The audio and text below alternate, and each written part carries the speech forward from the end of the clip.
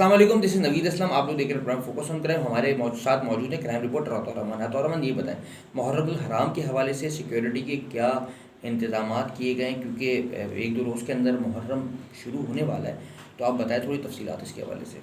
जी नबी शुक्रिया। देखें, आईजी सिंध ने जो है सिक्योरिटी के सख्त प्लान जो है वो कर लिया है और देखा जा रहा है इसको कि किन किन मुकामात के ऊपर जो है वो सिक्योरिटीज़ बढ़ाई जाए या पिछले साल जो जहां वीकनेस थी उसको ख़त्म किया जाए, या क्या पॉइंट्स है जहां जो है मुख्तलिफ़ एजेंसीज़ को जो है तैनात किया जाएगा।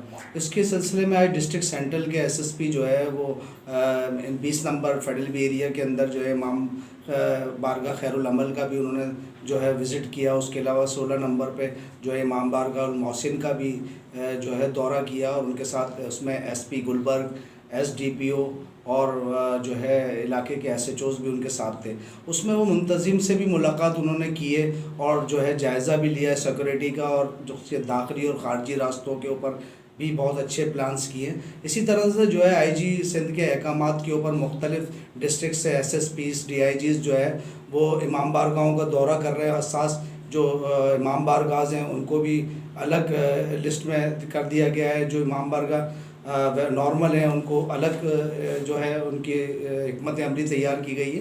तो इस सिलसिले में बड़ा काम हो रहा है। सिक्योरिटी बड़ी सख्त जो है इस साल देखने को मिलेगी।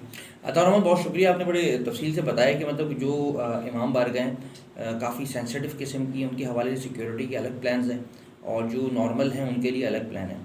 और देखने में ये आया कि पुलिस के आला हुकाम जो है वो मुहर्रमुल हराम के हवाले से, सिक्योरिटी के इंतजामात के हवाले से काफ़ी एक्टिव दिखाई देते हैं और आवाम भी इनसे यही उम्मीद करते हैं और सबकी दुआ भी है कि मुहर्रमुल हराम जो है वो खैर आफियत से गुजर जाए। बहुत शुक्रिया आपका।